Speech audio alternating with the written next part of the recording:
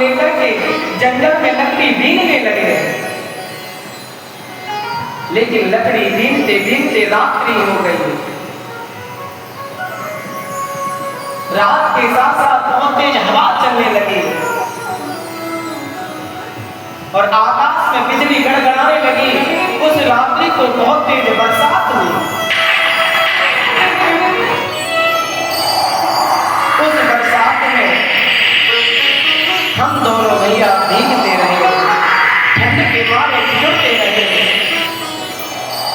दोनों भैया जंगल के रास्ते को भूल गए।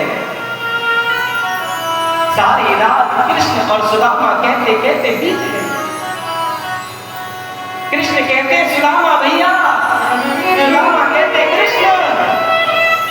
उस अंधेरी रात में बरसात में हम दोनों भैया भीग गए, ठंड के मारे ठिठुर रहे थे। तब कन्हैया कहते हैं उस रात्रि में आपने पेट पर चढ़ करके जो चने खाए थे उनकी भी खूब आवाज हो रही थी। सुदामा जी कहते हैं कन्हैया छोड़ दो, बचपन की बात तो क्या बात लेकर के बैठ गया। लेकिन ठाकुर जी याद दिलाते हैं मित्र, जीव जैसा भी हो उसी भाव से मुझे बस स्मरण कर ले। मैं उसके वैभव को नहीं देखता, उसके धन को नहीं देखता, मैं केवल उसके प्रेम को देखता हूँ, उसके भाव को देखता हूँ। मित्र उस रात्रि में जब गुरुदेव को पता चला कि बरसात हो रही है, कृष्ण सुदामा संविदा बीनने के लिए जंगल में गए हैं, तो गुरु माता को संग में लेकर के, गुरुकुल के शिष्यों को संग में लेकर के सारी रात हमें और तुम्हें ढूंढने लगे। लेकिन जब प्रातःकाल गुरुदेव ने जब मुझे और आपको देखा, दोनों भैया ठंड के मारे ठिठुर रहे थे, दांत कपा रहे थे, शरीर में कंपायमान हो रहा था। उसी समय जब हमने गुरुदेव को देखा, दौड़ करके गुरुदेव के चरण पकड़ लिए और गुरुदेव ने उठा करके हम दोनों भैयाओं को अपने गले से लगा लिया और कहा बच्चों, तुमने मेरे लिए इतना कष्ट सहन किया, मैं तुम्हें वचन देता हूँ जितनी विद्या तुमने मेरे गुरुकुल में रहकर के सीखी है, मैं विद्या कभी तुम्हें विस्मरण नहीं होगी, वो हमेशा याद बनी रहेगी। सुदामा जी कहते हैं मित्र, क्यों ना हमारे गुरुदेव का आशीर्वाद ऐसा है, कितने करुणा में, कितनी दया में हमारे गुरुदेव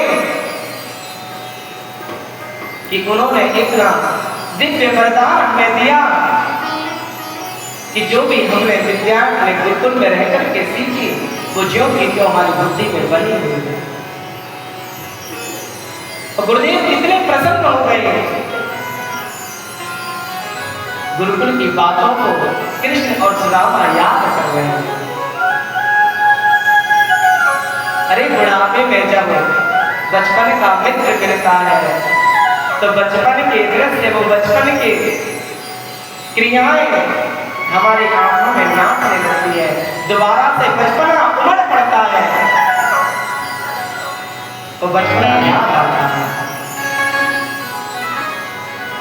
लेकिन द्वारकाधीश भगवान श्री कृष्ण कहते हैं मित्र, यदि तुम्हें भाभी ने भेजा है तो कुछ ना कुछ देकर के जरूर भेजा होगा।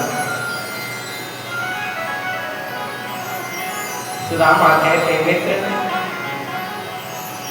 तुम तो हमें जानते ही हो।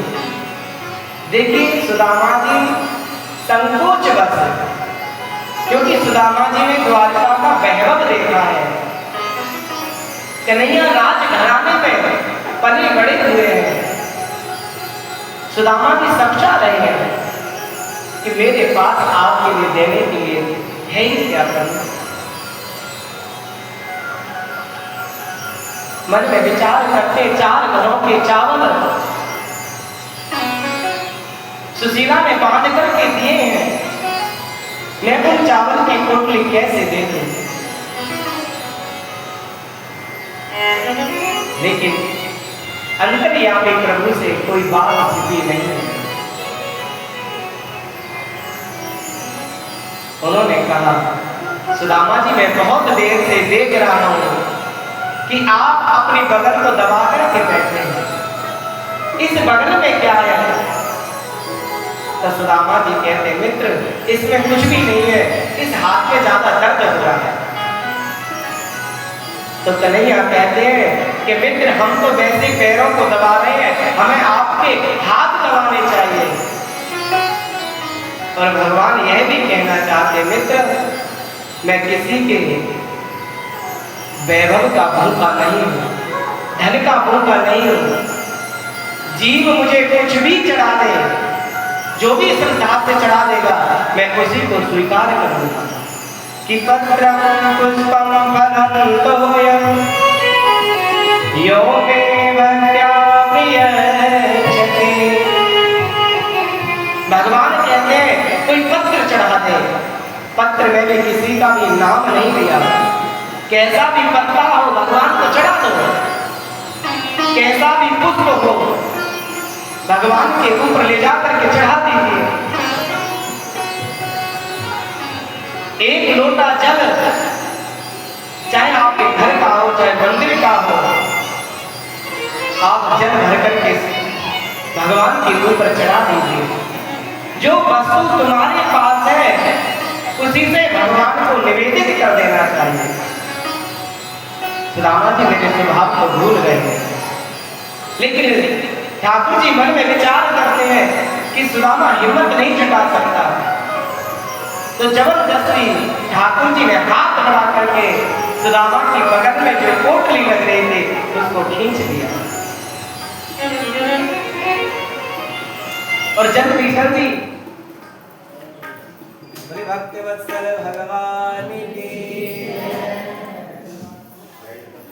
श्री राधे गोपाल भजे मन की राधे, श्री राधे गोपाल भजे मन की राधे, श्री राधे गोपाल भजे मन की राधे, श्री राधे गोपाल भजे मन की राधे, श्री राधे जय जय राधे, श्री राधे श्री राधे जय जय राधे,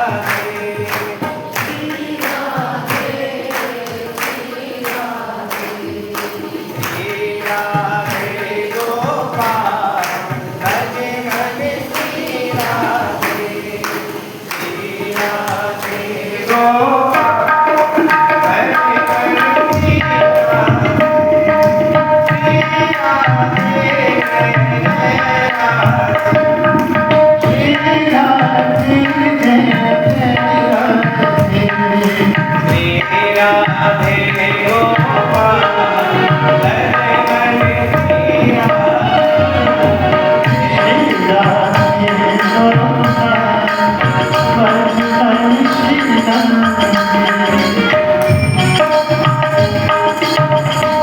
बोले राधा गोविंद भगवान के जय।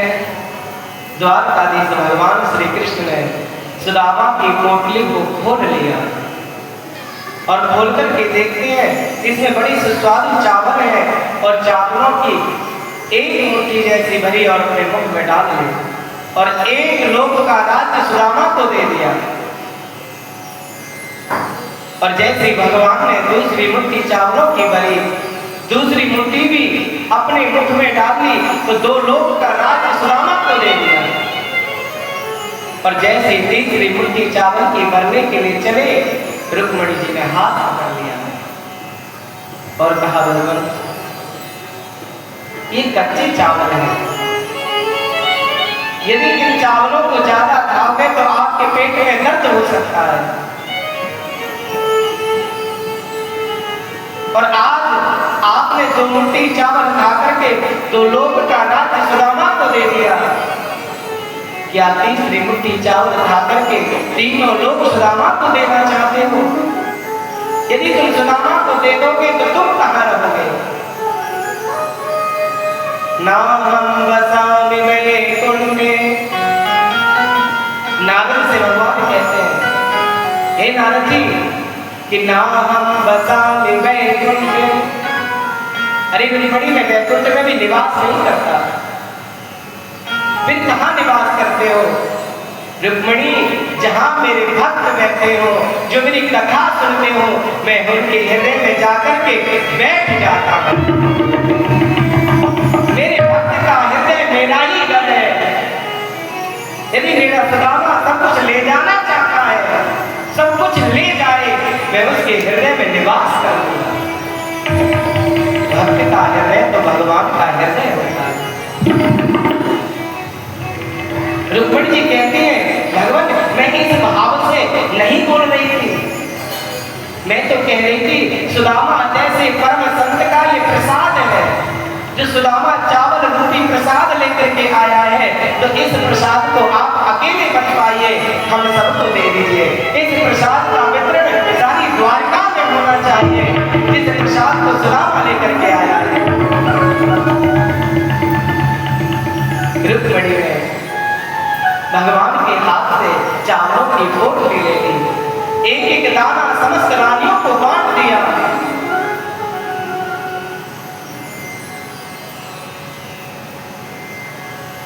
पर भगवान कहते हैं, सुदामा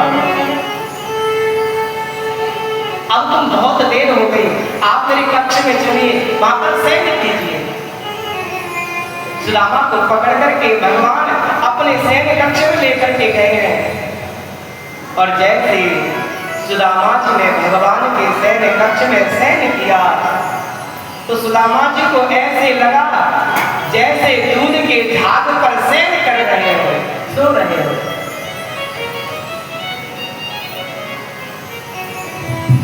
सुदामा जी को उन बिस्तरों पर सैन्य करते समय परम आनंद की प्राप्ति हुई। भगवान सुदामा के चरण को दबाने लगे। लक्ष्मी जी सोचने लगी मैं अब क्या करूं, तो दौड़ करके एक बहुत बड़ा पंखा लेकर के आई और सुदामा जी की हवा करने लगी। बंधुओं, क्या सुदामा जी गरीब है?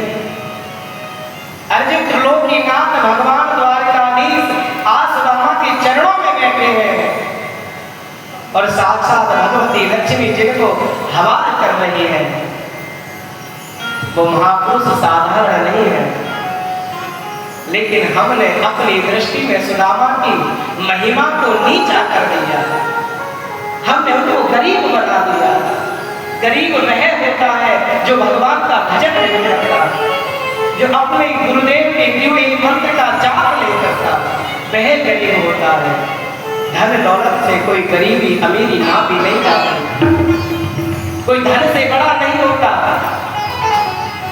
कोई ज्ञान से बड़ा नहीं होता, कोई बल में बड़ा नहीं होता। बड़े तो वो होते हैं जिनके जीवन में नम्रता होती है,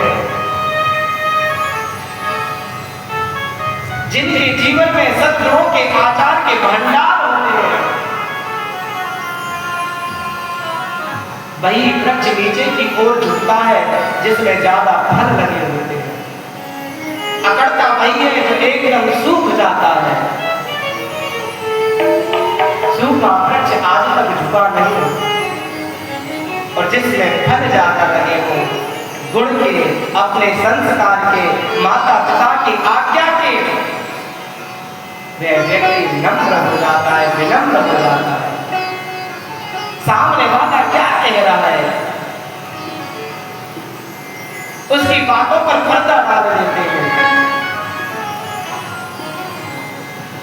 कहते हैं जो ये व्यक्ति बोल रहा है उसके अंदर बैठ करके मेरे ठाकुर जी बोल रहे हैं, लेकिन जब वो अपशब्द कह रहा है तो मैं अपशब्द बोल करके, गालियां दे करके अपनी जीव गंदी क्यों करूं? ये आचरण हमें अपने जीवन में लानी चाहिए। हम कथाओं को सुनते हैं, संतों के पास जाते हैं, संतों के पास भी बैठ कर के, गुरुओं के पास बैठ कर के हम लोग क्या मांगते हैं कि धन दे दो, पुत्र दे दो, हमारा व्यापार नहीं चल रहा, पति पत्नी में नहीं बढ़ रही, पुत्र हमारी बात नहीं मान रहे। बंधुओं, ये तो क्षण में है। गुरुओं के पास जब भी जाओ, उनके चरणों में बैठ कर के हाथ जोड़ करके कहो, गुरुदेव हमें भगवान कैसे मिलेंगे, भगवत प्राप्ति कैसे होगी, हमें ये मार्ग बताओ। गुरुदेव के चरणों में बैठ कर के विनती करो, क्योंकि जो संसार का सुख है वो 84 लाख योनियों में हमने और आपने भोगा है। प्रत्येक योनि में भोगा, प्रत्येक योनि में हमारे माता पिता बने, प्रत्येक योनि में हमारी पत्नी बनी, बच्चे बने, लेकिन कभी भी उस योनियों से हमारा मन नहीं बना। अब परमात्मा ने कृपा करके ये मनुष्य शरीर दिया है, मनुष्य शरीर पा करके गुरुदेव के चरणों में बैठ करके हम गुरुदेव से यही प्रार्थना करें, गुरुदेव हमें भगवान की कैसे प्राप्ति होगी, हमें भगवान कैसे मिलेंगे, वो उचित मार्ग बताइए। कि प्रीतम जान लियो मन माही, अपने सुख से जग बनो,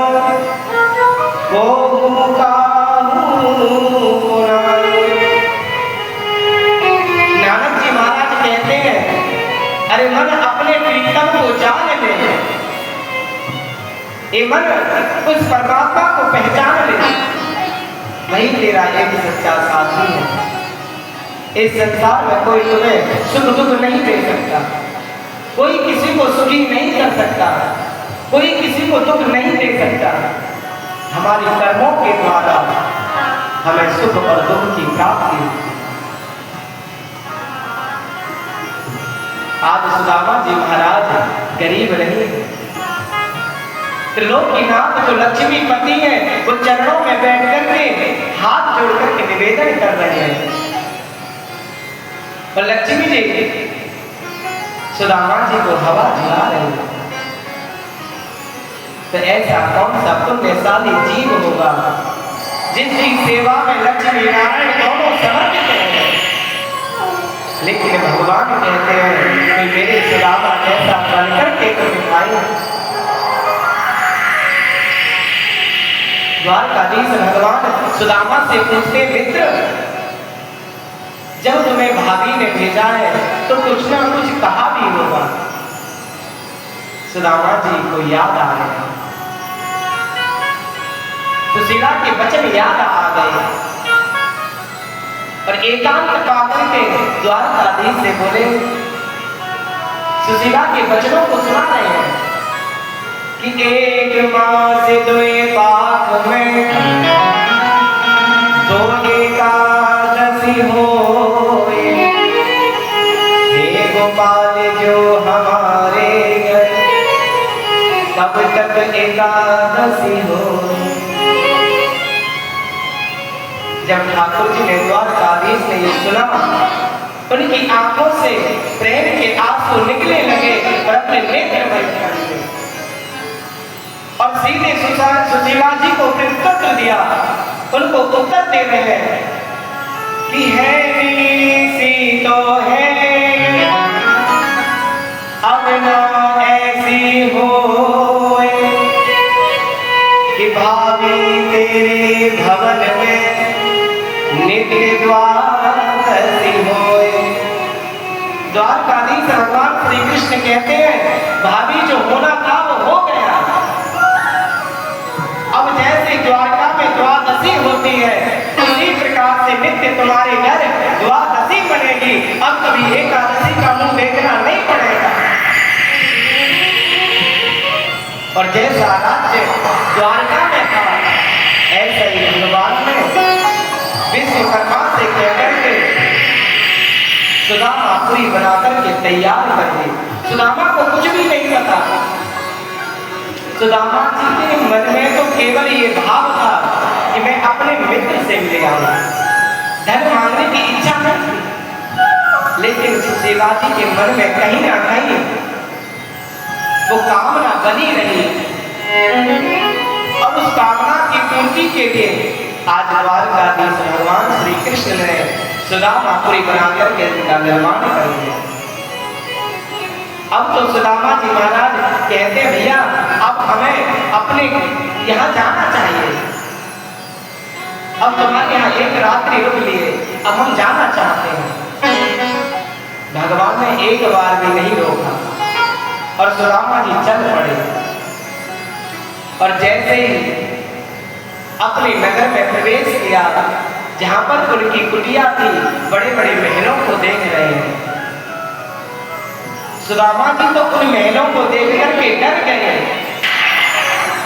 और मन में विचार करते हैं कि यहाँ तो मेरी एक कुटिया थी, मेरी एक झोपड़ी थी, वो झोपड़ी कहाँ चली गई?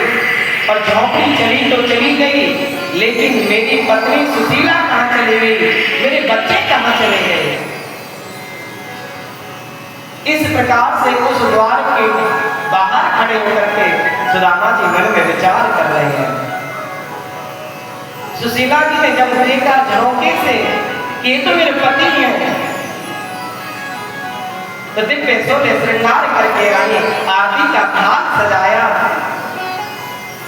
तमाम दासियों से घेर करके सुदामा जी की तरफ सुशीला चली आ रही है। सुदामा जी सोच रहे हैं ये कोई रानी है और एक साइड में खड़े हो गए, लेकिन सुशीला जी जैसे सुदामा जी के पास जाकर के उनकी आरती उतारने लगी, उनके चरणों को छुआ। सुदामा जी तो सुशीला के वेश को देख करके आश्चर्यचकित रह गए। सुशीला, तुम्हारा ये दिव्य स्वरूप, ये बड़े बड़े महल किसके हैं? सुशीला जी कहते भगवान, ये सब तुम्हारे मित्र का ही चमत्कार है, जिसको लेते हुए नहीं देखा मगर झोली भरी देखी है। उस परमात्मा को किसी ने देते हुए नहीं देखा है, मगर वो किसी की झोली खाली नहीं करता, सबकी झोली भर देता है। सुदामा जी का ऐसा पावन चरित्र श्री सुखदेव जी महाराज ने परीक्षित को सुनाया। भगवान ने सुदामा के ऊपर कृपा करी है। सुदामा जी अपने महलों में भगवान का भजन करते हैं। अब द्वारिका जो भगवान के पुत्र हैं, देखते देखते भगवान का जो परिवार था वो 56 करोड़ का हो गया। भगवान का जो परिवार के सदस्य हैं वो 56 करोड़ के हैं। अब बताइए, जिस परिवार में इतने ज्यादा वोट हो कि 56 करोड़ वोट जिसके परिवार में हो, तो बहुमत उसी का ही सिद्ध हो जाता है। बोलो जय श्री कृष्ण। सुदामा जी द्वारकाधीश भगवान श्री कृष्ण ने सोचा कहीं मेरे बच्चे इस पृथ्वी का भार न बन जाए। जिस पृथ्वी का उद्धार करने के लिए मैंने अवतार लिया है, कहीं मेरे बच्चे इस पृथ्वी का भार न बन जाए।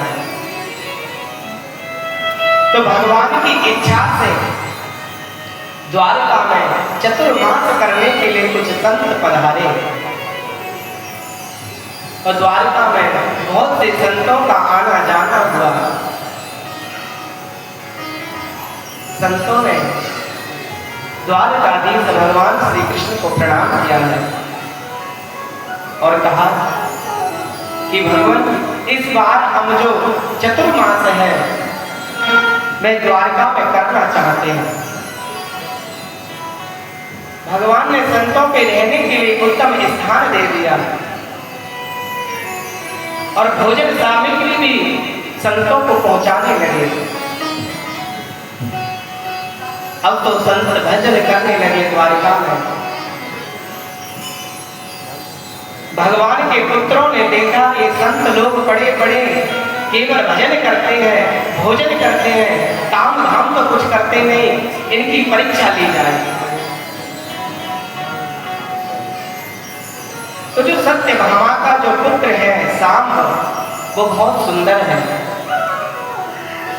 भगवान के अनेक पुत्रों ने मिलकर के सांब को एक साड़ी पहनाई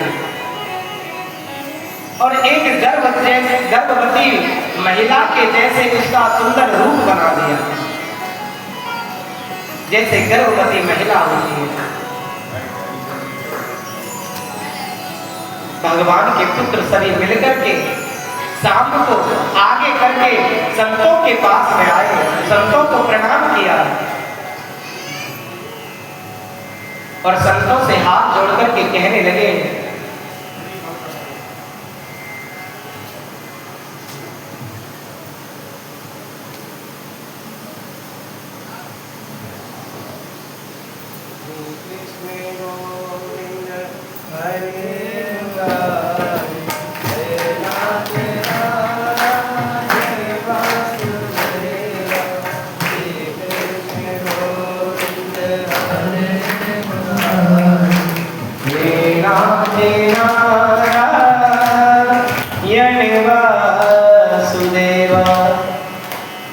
सभी पुत्रों ने मिलकर के संतों के चरणों में प्रणाम किया और कहा, बाबा जी केवल तुम भजन ही करते हो, क्या कुछ बता भी सकते हो?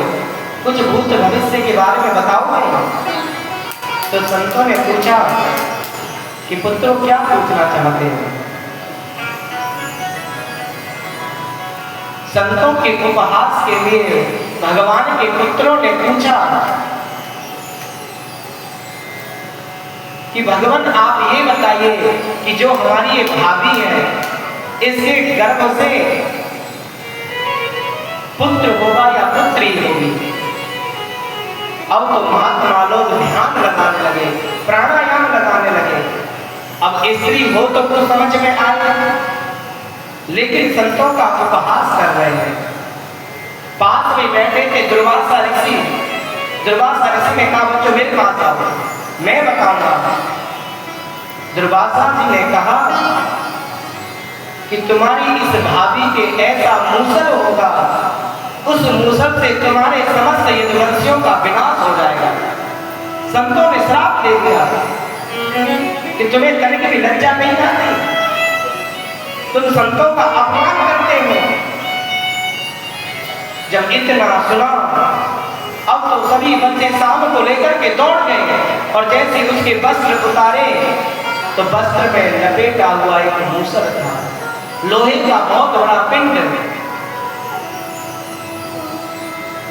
लेकिन बच्चों ने यह बात भगवान को नहीं बताई।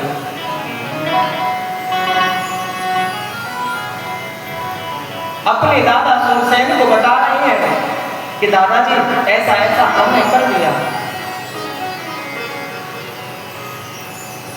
तो भगवान के दादा कहते, पुत्रों तुमने गलत किया था, तुम्हें संतों का ब्राह्मणों का अपमान नहीं करना था। तुमने संतों का अपमान किया है, ब्राह्मणों का अपमान किया है, लेकिन जो होना था वो हो गया। अब इस मूसल को आप घिसिए। सभी पुत्रों ने घिस करके उसका पाउडर बना करके समुद्र में फेंक दिया। लेकिन एक छोटी सी कील बची थी, उस कील को एक मछली ने निगल लिया और जो पाउडर समुद्र में फेंका था, वह समुद्र के किनारे ऐर का नाम की घास पैदा हो गई। ऐर का नाम की जो घास होती है वो बड़ी महंगी होती है, यदि किसी के भी मार दो तो उसके प्राण ले लेती है, तो ये समुद्र के किनारे मिलती है। लेकिन भगवान सब समझ गए, अब मेरे वंश का ही उद्धार होने वाला है। भगवान श्री कृष्ण उद्धव और अर्जुन को लेकर के प्रभात क्षेत्र में चले गए। वहां जाकर के एक पेड़ के नीचे बैठ गए और एक पैर पर दूसरा पैर रख करके अर्ध सैन्य की उपस्थिति में थे, लेकिन किसी भेड़िया ने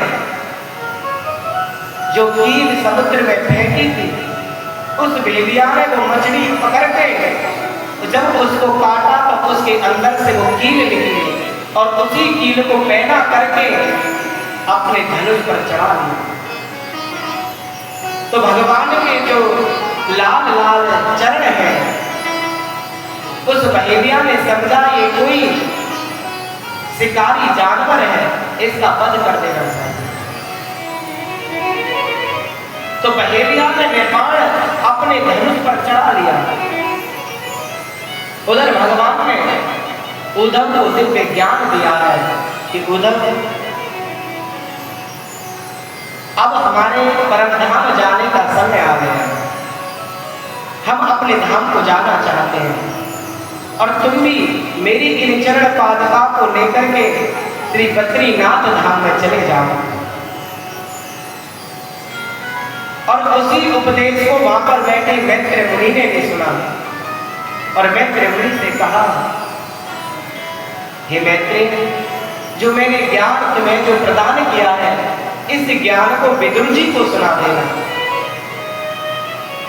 इतना कहकर के उद्धव जी तो बद्री नारायण धाम में चले गए और मैत्र मुनि हरिद्वार आ गए। जो भगवान के साथ में अर्जुन प्रभात क्षेत्र में गए हैं, अर्जुन से कहा, अर्जुन अब हम अपने धाम को जा रहे हैं, तुम द्वारका वासियों को सचेत कर दो कि आज से तीसरे दिन ये द्वारका पानी में डूब जाएगी और तुम समस्त रानियों को लेकर के श्री धाम वृंदावन जाओ। वहां जाकर के श्री राधा रानी का उपदेश दिलवाओ, उनके उपदेश को सुनकर के ये सब मुक्त हो जाएंगे।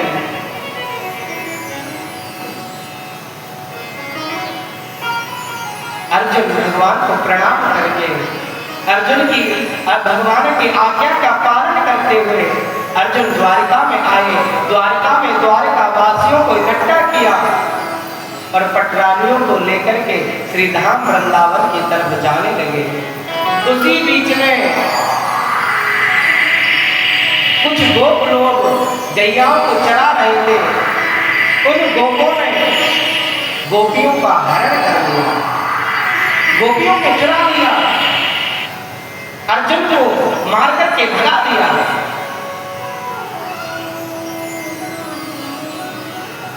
जब लटके हुए चेहरे से अर्जुन युधिष्ठिर जी महाराज के यहाँ पहुंचे, हस्तिनापुर पहुंचे, तब युधिष्ठिर जी कहते, अर्जुन तुम्हारा ये मुंह लटका हुआ क्यों है? तब अर्जुन कहते, भैया कि वंचित हो हम महाराज हरिणा बंधु रूपिया। अरे भैया, हम अपने प्यारे प्रभु की कृपा से वंचित रह गए। जिन प्रभु की कृपा से मैंने कौरव सेना का पराभव किया, सारी सेना को मार दिया, मैं अर्जुन भी वही, मेरे धनुष बाण भी वही, पर लेकिन आज मेरे प्यारे हमारे साथ नहीं है। तो आज उस कौरव विजेता अर्जुन को आज भीलों ने हरा दिया। आज भीलों से अर्जुन हार गया। भैया, हम अपने प्यारे प्रभु की कृपा से वंचित रहे। जब इतना कुंती महारानी ने सुना है तो अपने देह का त्याग कर दिया। युधिष्ठिर जी महाराज पांचों भाइयों के सहित द्रौपदी को साथ में लेकर के स्वर्ग आरोहण हो गए, स्वर्ग की प्राप्ति कर गए। उधर बहेलिया ने छिप करके द्वारकाधीश भगवान श्री कृष्ण के चरणों में बाण मार दिया। भगवान के चरणों से रक्त निकलने लगा, खून निकलने लगा। आकाश में खड़े देवता इस दृश्य को देख रहे थे। जब इस दृश्य को देख रहे थे तो बहेलिया दौड़ करके भगवान के पास में आया और क्षमा याचना करने लगा, प्रभु मैंने अनजाने में गलती कर दी कि मैंने छिप करके आपके बाण मार दिया, मेरे अपराध को क्षमा कर दो। द्वारकाधीश भगवान श्री कृष्ण कहते हैं, भाई ये सब मेरे संकल्प के द्वारा हुआ है, ये मेरी इच्छा के द्वारा हुआ है। अब तुम पूर्व जन्म में बाली थे, तुम सुग्रीव के भाई बाली के, मैंने छिप के तुम्हें मारा था, आज तुमने वह बदला ले लिया।